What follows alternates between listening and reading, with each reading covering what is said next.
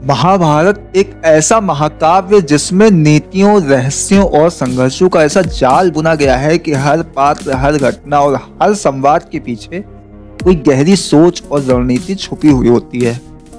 विशेष रूप से पांडवों के जीवन में कुछ ऐसे रहस्य हैं जो न केवल उनके चरित्र और निर्णयों को प्रभावित करते हैं, बल्कि आज भी हर कदम पे एक नई परत खुलती है और हर निर्णय के परिणाम से एक नया संदर्भ बनता है। आज हम पांडवों के इस रहस्य को जानने का प्रयास करेंगे। पहला, पांडवों का जन्म एक रहस्य। महाभारत में पांडवों का जन्म एक बड़ा रहस्य है। पांडवों के जन्म के समय जो घटनाएं घटित हुई वो स्वयं में अनेकों रहस्यों को जन्म देती हैं। 5 पांडव का जन्म एक साथ कैसे हुआ? क्या ये कोई सामान्य घटना थी? इन सभी सवालों के उत्तर हम महाभारत के शंकर वाक्य और देवताओं के आशीर्वाद में पाते हैं। पांडवों का जन्म महर्षि व्यास के आशीर्वाद से हुआ था, लेकिन हर एक पांडव का जन्म अलग अलग देवी और देवताओं से हुआ था। ये घटना अपने आप में एक गहरी दार्शनिक शिक्षा देती है कि इस दुनिया में सब कुछ ईश्वर की इच्छा से होता है और हमारे कर्म हमें उस दिशा में ले जाते हैं जहां से हम बच नहीं सकते। पांडवों का जन्म इस बात का प्रतीक था कि कभी भी इंसान के जीवन में अनिश्चितता का सामना हो सकता है और वो अनिश्चितता अगर सही मार्ग पर हो तो वो महानता की ओर हमें ले जाती है। दूसरा, पांडवों का वनवास और उनका गुप्त जीवन। महाभारत में पांडवों का वनवास उनके जीवन का एक और बड़ा रहस्य है। पांडवों को 13 वर्ष का वनवास और 1 वर्ष का अज्ञातवास मिला था। इस वनवास के दौरान पांडवों ने जो संघर्ष और परिश्रम किया वो किसी भी सामान्य मानव के लिए संभव नहीं था। पांडवों ने इस वनवास में एक ऐसे जीवन का चयन किया जिसमें वे सुख सुविधाओं से दूर जंगल में तपस्या और साधना करने लगे। ये वनवास एक प्रतीक बन गया था जीवन के संघर्षों का, जिसमें व्यक्ति को अपने कर्मों और कर्तव्यों का पालन करते हुए अपने आत्मा की उन्नति के लिए कड़ी मेहनत करनी पड़ती है। पांडवों के वनवास के दौरान कई रहस्य छुपे हुए हैं, जैसे कि अर्जुन द्वारा गीता का संवाद, भगवान कृष्ण द्वारा धर्मराज के रूप में अपनी जिम्मेदारियों का पालन और भी बहुत कुछ। पांडवों के वनवास का सबसे बड़ा रहस्य था कि वे जिस अवस्था में रहते हुए अपने कर्तव्यों को निभाने में हमेशा तत्पर रहते थे। ये एक संदेश था कि जब जीवन कठिन हो तब भी हमें अपनी जिम्मेदारी से भागना नहीं चाहिए और हमें सदैव सत्य की राह पर चलना चाहिए। तीसरा, पांडवों का अज्ञातवास और उनके चरित्र का परीक्षण।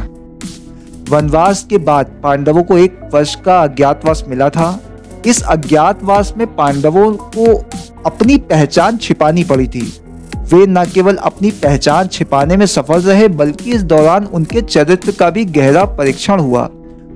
पांडवों ने इस समय ये सिद्ध कर दिया कि उनका उद्देश्य केवल अपना अस्तित्व बचाना नहीं था, बल्कि उन्होंने अपनी धार्मिकता, मर्यादा और न्याय के सिद्धांतों को भी बनाए रखा।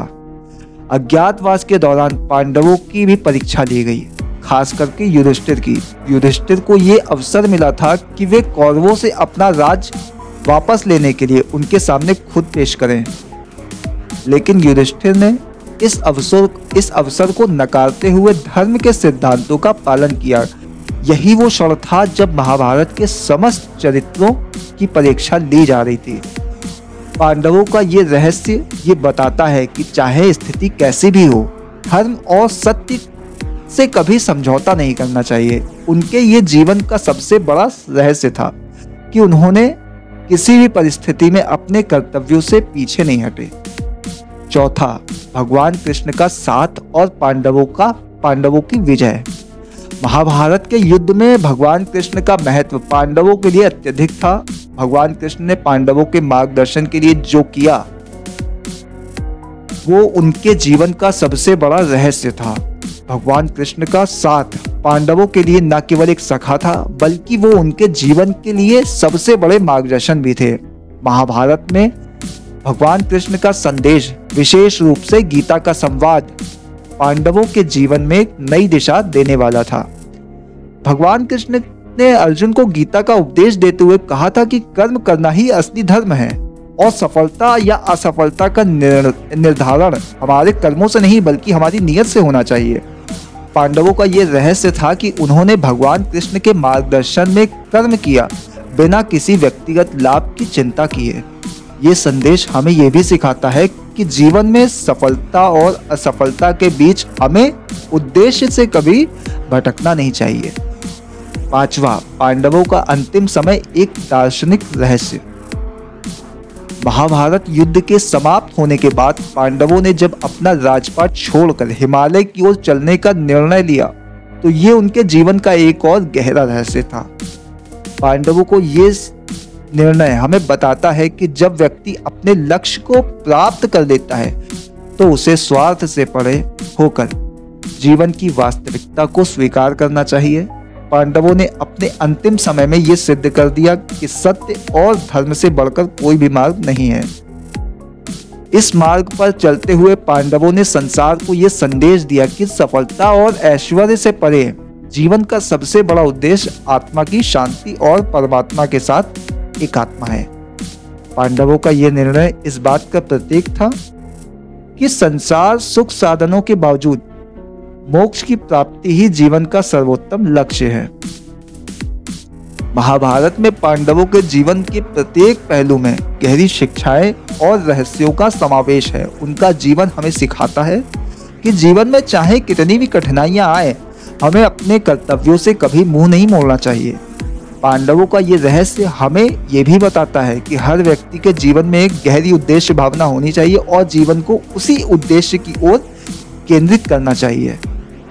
महाभारत का ये गूढ़ ग्रंथ न केवल हमें धर्म, नीति और समाज के बारे में सिखाता है बल्कि ये भी दर्शाता है कि जीवन के किसी भी कठिन दौर में हमें अपने सत्य और धर्म से कभी भटकना नहीं चाहिए। पांडवों का रहस्य हमें यही संदेश देता है कि जीवन का सर्वोत्तम मार्ग धर्म और सत्य के पथ पर चलना है।